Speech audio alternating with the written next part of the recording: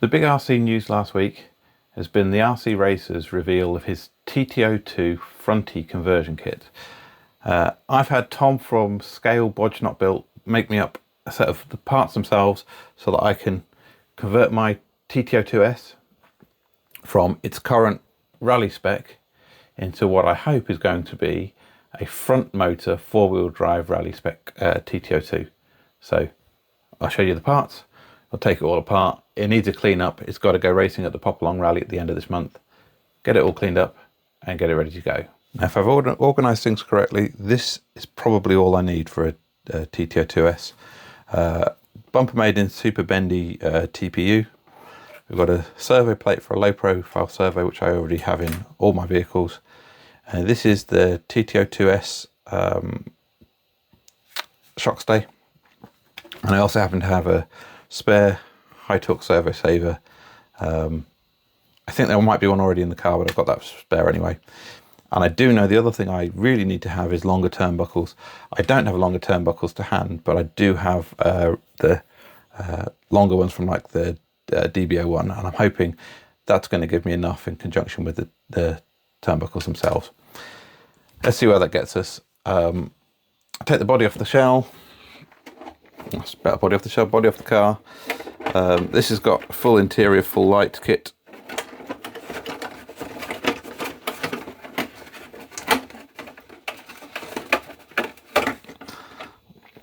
And I'm not planning on taking the interior over with me, but I do have the same light kit to go in it with its next shell. So as you can see, this is a rather grubby TT-02S. So we'll pull a few bits apart. Effectively, what we're going to end up doing is swapping the chassis around and keeping everything else in place.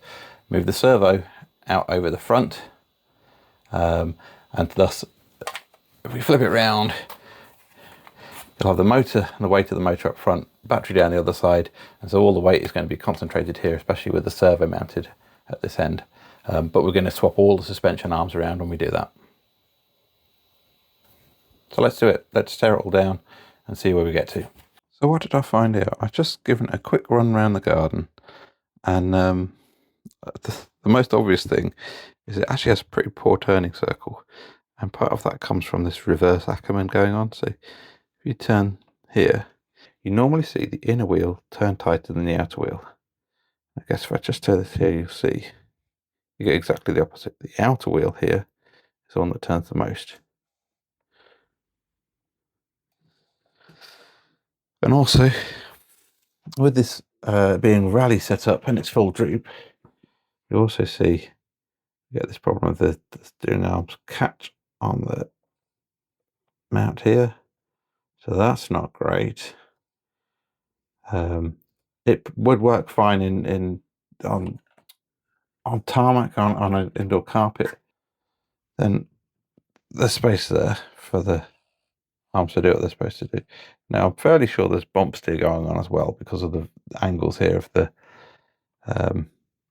these arms compared to the main suspension. If you look at it from the very front, if I get down low, you can kind of see this angle here is nothing like the angle of the suspension.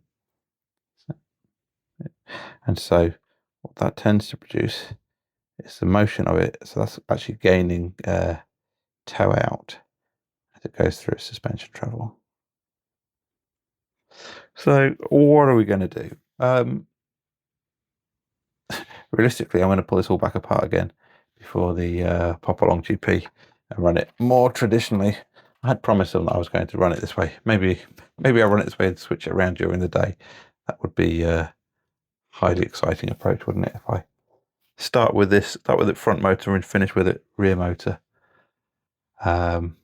The other thing I guess is if you're going to run it fronty, it really makes sense to put a shorty battery in here rather than a full-size one. Really get all the weight maximally at the front.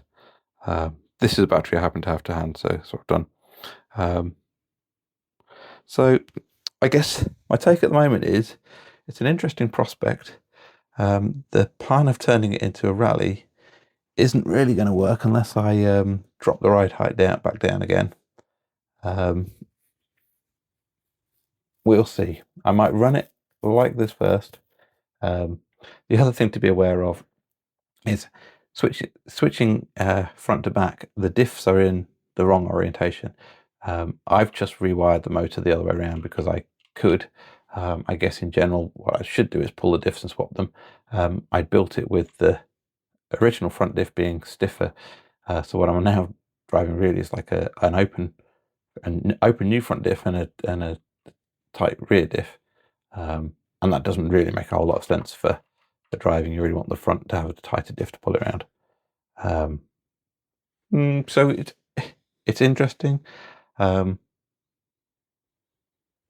Like I say, I will probably run it because I promised Carl I would. I do need to adjust my toe a little bit further, but that's fine.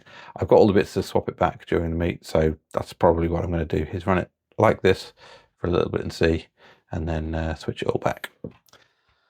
So yeah, that's where we are. What a difference a day makes.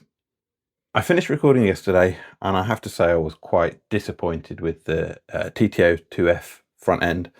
And mostly because I was trying to use it somewhere beyond what it had been originally designed for, and it's definitely a work in progress. I think the TheRCRacer makes no bones about it. You know, it's a thing he's working with, and wants community input about what's good, what's not good, and what to do next or improve it, that kind of thing.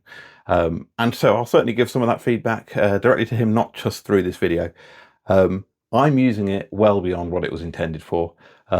It's intended to be an on-road fronty setup, and I'm using it for off-road four-wheel drive rally. And so I'm running into issues that other people aren't doing. I know some people are looking at using it for similar kind of things for rallycross. And it's actually fairly close. One of the things that I'm aware of, and I know that Carl from Pop Along RC has raised, there is that weird thing with the reverse Ackerman on these. It's like, is that really a viable approach? Is it actually going to work? I have just given it a bit of a run around the garden. I'll put some footage of that up shortly. It seems to be okay. It does not have as tight a turning circle as you might expect or want, or that kind of stuff. But actually, you stick it on power and it's fine. I'm currently still running my diffs the wrong way around, as in the original way around. So I reversed the motor to make it work. I will pull it apart and swap the diff orientation, and I do want to swap front for back because I've built this diff tighter than this diff, yeah. So I want to swap those around. I want the tighter diff in the front end. So I'll take that opportunity to load it up with some more anti-wear to thicken it up a bit. So there's that one thing about the diffs and the reverse Ackerman or the anti-Ackerman. That seems to be okay. We'll see how it plays out. The other issue I identified, because I've got it in the rally spec with this increased droop on the front, we've got that problem of these front arms clashing. I know what I'm going to do about it. I am going to add a couple of spaces on the inside of the servo horn and a couple of spaces on the ends of the arm, just to balance it out. That'll help out with the overall bump steer situation. It doesn't actually seem that bad in use, so we'll see. I was running it there on thick grass. It's going to be run on Astro anyway, so and I mean like grassy kind of Astro, so we should be okay there. I think once I've sorted out this link, actually it's going to be somewhere reasonable. The other thing is actually the front end is geared up around that fronty spec with quite upright shocks. I will move it out a few holes on the shock arms and just lower the front end a little bit that way as well. I think there's running more than I actually need in this overall spec because of those like almost vertical shocks. So we'll sort that out. I will run it with a shorty and just with a sponge spacer behind the shorty just to get the weight further forward. But you'll see from my video shortly, actually it drives remarkably well. It's definitely driving more like a front-wheel drive car than a rear-wheel drive car. Is that going to help? It's probably going to make it much easier for me to drive. There are some slippy bits on the mill end track where Pop Along are running, so actually that might overall help me out. So I'm a lot happier about it today. I know the things that I'm going to do. I am going to run it in this spec for the Pop Along GP, at least for the first round or two. I might swap it around during the day if I find it just doesn't work for me. But that's where we are. So it is going to be front motor, four-wheel drive, away we go. You'll see it running with that body.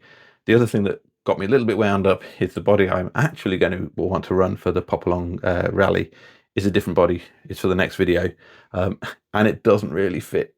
It doesn't really fit, and it's not the fault of this conversion. It's the fault of the rally block tyres being just bigger profile, etc. So I have got new wheels on order for that. I suspect what I'll end up doing is I'll have a nice shell for the concourse. I don't know whether I'll be running that around the track. We'll see. That's the next video. And I do hope you join me next week to see that. Thanks for watching. I'll see you next time.